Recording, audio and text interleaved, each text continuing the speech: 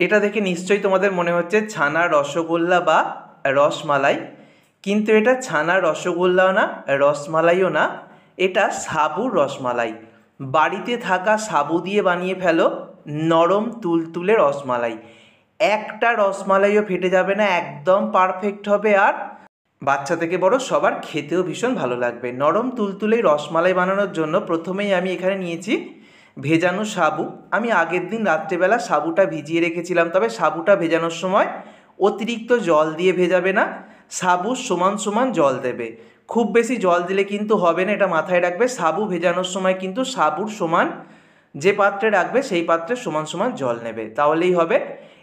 আর তাহলেই দেখবে কয়েক ঘন্টা রেখে দিলে সাবুটা কিন্তু একদম এরকম ঝরঝরে টাইপের ভিজে যাবে। আচ্ছা, এবারে দেখো মিক্সার জারের মধ্যে 2 চামচ চিনি আমি গুঁড়ো করে নিয়েছি। এবারে গুঁড়ো করা চিনির মধ্যে ভেজানো সাবুটা দিয়ে দিয়েছি, আর দিয়ে দেবো 2 চামচ গুঁড়ো দুধ। 2 চামচ চিনি গুঁড়ো করে নিয়ে ভেজানো সাবুটা দিয়ে 2 চামচ গুঁড়ো দুধ দিয়ে একসাথে মিক্সার জার ঘুরিয়ে আমি একটা মণ্ড তৈরি করে নিলাম। হাত দিয়ে মাখতে গেলে আঠালো ব্যাপার হয় সাবুর মধ্যে, তাই মাখতে অসুবিধা হবে।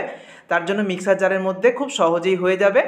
মিক্সার জারটাকে খুব বেশিক্ষণ চালানোর দরকার নেই, মাত্র 15 থেকে 20 সেকেন্ড চালালেই এটা হয়ে যাবে। তারপর অল্প ঘি দিয়ে আমি মেখে নিচ্ছি। ঘি দিয়ে মাখলে হাতের মধ্যে একটুও লেগে যাবে না, মাখতে কোনো অসুবিধাই হবে না। 1 থেকে 2 মিনিট এটাকে মেখে নিলেই হবে। তারপর হাতটাকে একবার ধুয়ে মুছে নিয়ে দুটো হাতের মধ্যে অল্প ঘি মেখে নিয়েছি। এবার রসমালাইয়ের শেপ দিয়ে দেব। একটু চিনি আর একটু গুঁড়ো দুধ দিলে সাবুর রসমালাইটা খেতে খুবই ভালো লাগবে। এই মাখা থেকে ছোট ছোট করে এরকম বল বানিয়ে নেব দুটো হাতের সাহায্যে ঘুরিয়ে। তো দেখো খুব সহজেই কিন্তু রসমালাইয়ের শেপ দেওয়া যাচ্ছে, যেহেতু ঘি মাখানো রয়েছে। একটু ঘি মেখে নিলে কিন্তু কোনো অসুবিধাই হয় না। এবার আমি যতক্ষণে রসমালাইয়ের শেপ দেবো ততক্ষণে দুধটা গরম হতে বসিয়ে দিলাম। আমি একটা কড়াইতে অল্প জল দিয়ে 1 লিটার লিকুইড দুধ দিয়েছি, 4টে এলাচ দিয়ে দিয়েছি। দেখো দুধটা ফুটে উঠতে শুরু করেছে। দুধটা যতক্ষণে ফুটে উঠতে শুরু করবে বা দুধটা ঘন করে নেব ততক্ষণে আমি রসমালাইগুলো শেপ দিয়ে দিয়েছি।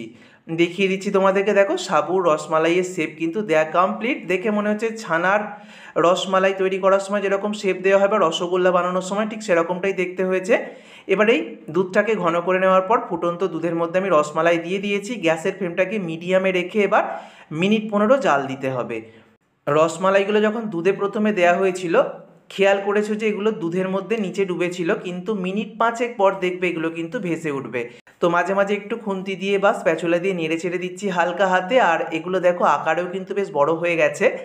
একটু কেশর দিয়ে দিচ্ছি, এটা সম্পূর্ণ অপশনাল। কেশর দিলে কালারটা খুব সুন্দর আসে, কেশর যদি বাড়িতে না থাকে দেওয়ার দরকার নেই। আমি এখানে বড় দানা সাবুটা ব্যবহার করেছি, তোমরা যে কোনো সাবু দিয়েই করতে পারো। তো মিনিট 15 ফুটিয়ে নেবার পর এবার আমি স্বাদ অনুসারে চিনিটা মিশিয়ে নেবে। যে যেরকম মিষ্টি পছন্দ করো, কেউ বেশি মিষ্টি খেতে পছন্দ করে, আবার কেউ কম। আমি 3 চামচ দিয়েছি চিনি। তো তোমরা অবশ্যই চিনির পরিমাণটা নিজেদের পছন্দ মতো করে নেবে। চিনি দেওয়ার পর মিনিট খানেক জাল দিয়ে ফুটিয়ে নিয়েছি। চিনিটা গলে যাওয়া পর্যন্ত অপেক্ষা করার পর আমি গ্যাস অফ করে দিয়েছি। তো আমি একটা দেখিয়ে দিচ্ছি তোমাদেরকে। দেখো কত সুন্দর হয়েছে, একদম মিনি রসগোল্লার মতো দেখতে হয়েছে, যেন মনে হচ্ছে ছানার রসমালাই তৈরি করা হয়েছে। ঠান্ডা হলে দুধটা ঘন হয়ে যাবে আর তখন এগুলো দেখতে আরও ভালো লাগবে। তো এখন গরম অবস্থাতে আমি দেখিয়ে দিচ্ছি, ঠান্ডা হওয়ার পর অবশ্যই দেখাবো। একটা আমি এমনি দেখাচ্ছি এখন কতটা নরম তুলতুলে হয়েছে। দেখো আমি আঙুল দিয়ে প্রেসার দিয়ে দুটো আঙুলে দেখিয়ে দিচ্ছি, একদম তুলতুল করছে, নরম। আর যেহেতু এগুলো সাবু তাই কোনো রকমভাবে দুধের মধ্যে ভেঙে যাওয়ার ভয় নেই। আর সম্পূর্ণ ঠান্ডা করে নেওয়ার পর দুধটা দেখো কত সুন্দর ঘন হয়ে গেছে আর দেখতে কতটা সুন্দর হয়েছে। তৈরি হয়ে গেল নরম তুলতুলে সাবুর রসমালাই। গুঁড়ো দুধ আর চিনির ব্যবহারটা অবশ্যই করবে সাবু মাখার সময়। আর সাবুটা ভেজানোর সময় যেরকমটা বলেছি একদম সমান সমান জল দেবে আর একটু ঘি দিয়ে মাখবে, তাহলেই একদম নরম তুলতুলে পারফেক্ট রসমালাই তৈরি হয়ে যাবে।